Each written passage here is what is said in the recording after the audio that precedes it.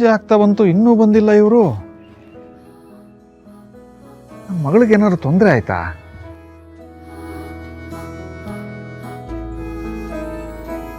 ಎಲ್ಲ ತಗೊಂಡಿದ್ಯಾ ತಾನೇ? ಕಾರಲ್ಲಿ ಏನು ಬಿಟ್ಟಿಲ್ಲಲ್ವಾ? ಹಾ, ಬನ್ನಿ ಬನ್ನಿ. ಯಾಕಮ್ಮ ಇಷ್ಟೊತ್ತಾಯ್ತು? ಅಯ್ಯಯ್ಯ, ಸಾಕಾಗಿ ಹೋಯ್ತು ರೀ. ಇಲ್ಲಿಂದ ಅಲ್ಲಿಗೆ ಈ ಬೆಂಗಳೂರು ಟ್ರಾಫಿಕಲ್ಲಿ ಸುಸ್ತು ಹೊಡೆದೋಯ್ತಪ್ಪ. ಯಾಕೆ ಬಸ್ಸಲ್ಲಿ ಹೋಗಿದ್ಯಾ ಅಲ್ಲಿಗೆ? ಹಲೋ ಚಂದ್ರಶೇಖರ್ ಸ್ವಾಮಿಗಳೇ, ನಾನು ಯಾರು? ಮಹಾರಾಣಿ ತಾಯಿ. ನಾನು ಬಸ್ಸಲ್ಲಿ ಹೋಗದ? ನೋ ವೇ, ಚಾನ್ಸೇ ಇಲ್ಲ.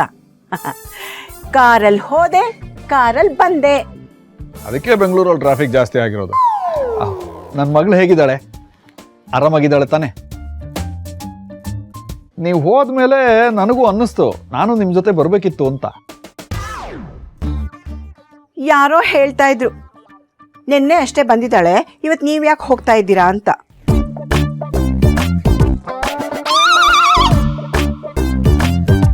ಮಕ್ಕಳು ಅಂದಮೇಲೆ ಎದೆಲಿ ತುಡಿತಾ ಇಲ್ಲದೆ ಇರುತ್ತಾ? ಅದು ಅಲ್ಲದೆ ನನ್ನ ಮಗಳು ಇಷ್ಟು ದಿನ ಆ ಮನೆಯಲ್ಲಿ ಎಲ್ಲರ ಜೊತೆ ಒಬ್ಳಾಗಿದ್ಲು. ಈಗ ದೊಡ್ಡ ಜವಾಬ್ದಾರಿ ಅವಳು ಹೆಗಲ ಮೇಲಿದೆ. ಅದನ್ನ ಹೇಗೆ ನಿಭಾಯಿಸ್ತಾ ಇದ್ದಾಳೋ, ಕಷ್ಟ ಏನಾದರೂ ಆಗ್ತಾ ಇದೆಯಾ ಅನ್ನೋ ಆತಂಕ.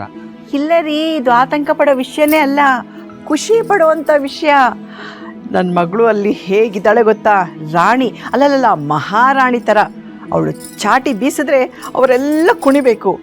ಒಂದು ಹುಲ್ಕಡ್ಡಿ ಅಳ್ಳಾಡಕ್ಕೂ ಲೀಲಕ್ಕ ನಾನು ಅಳ್ಳಾಡ್ಲಾ ಅಂತ ಕೇಳಿ ಅಳ್ಳಾಡ್ಬೇಕು ರೀ, ಆ ಥರ ಇದೆ.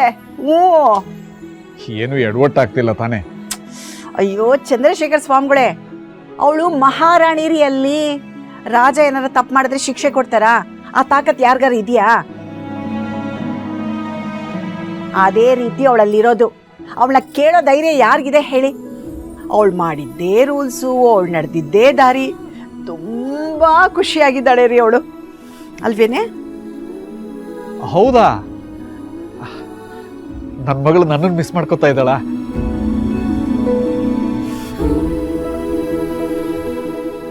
ನನ್ನನ್ನು ಕೇಳಿದ್ಲಾ? ಕೇಳೋದಾ? ಅವಳು ನಿಮ್ಮನ್ನ ನೆನ್ಪಲ್ಲೇ ಇಟ್ಕೊಂಡಿಲ್ಲ.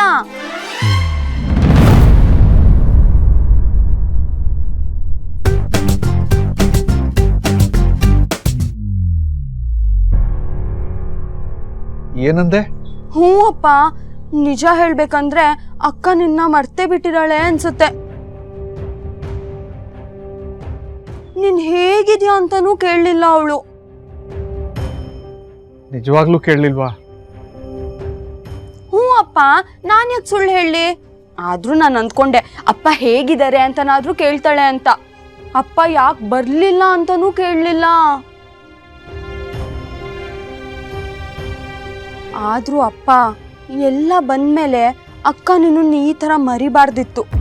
ಅಕ್ಕ ಇಷ್ಟು ಬೇಗ ಹೀಗೆ ಬದಲಾಗ್ತಾಳೆ ಅಂತ ನಾನು ಅಂದ್ಕೊಂಡೇ ಇರಲಿಲ್ಲ.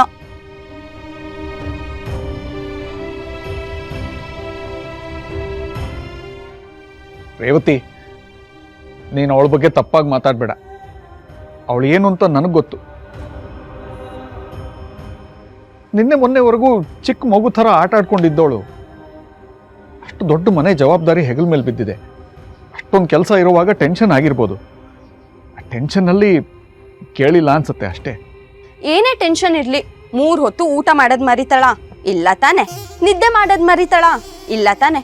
ಹಾಗೆ ಮತ್ ನಿಮ್ಮನ್ನ ಹೇಗ್ ಮರ್ತಲು? ಆದ್ರೂ ಅಕ್ಕ ಹೀಗ್ ಮಾಡಬಾರ್ದಿತ್ತು.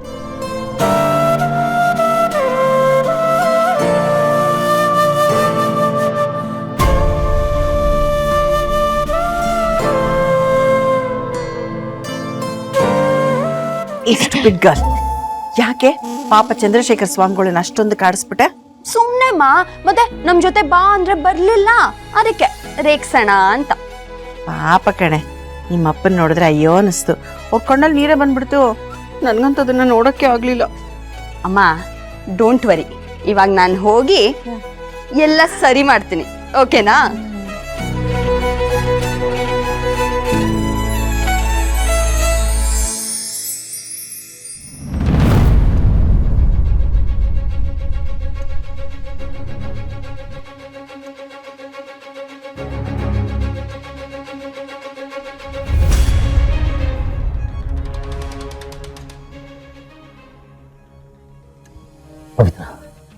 ನೋಡು, ಒಂದ್ಸಲ ಕಂಡ್ಬಿಟ್ಟು ನೋಡು.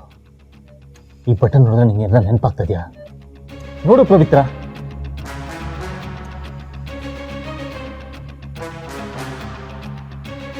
ನೋಡು ಪವಿತ್ರ, ಒಂದ್ಸಲ ನೋಡು. ನಿನ್ನ ಮೇಲಿಂದ ತಳ್ಳದಲ್ಲ, ಒಂದ್ ಶರ್ಟ್ ಬಟನ್ ಇದು. ಕಮಾನ್ ಪವಿತ್ರ, ಒಂದ್ಸತಿ ನೋಡೋಕೆ ಟ್ರೈ ಮಾಡು. ಕಮಾನ್.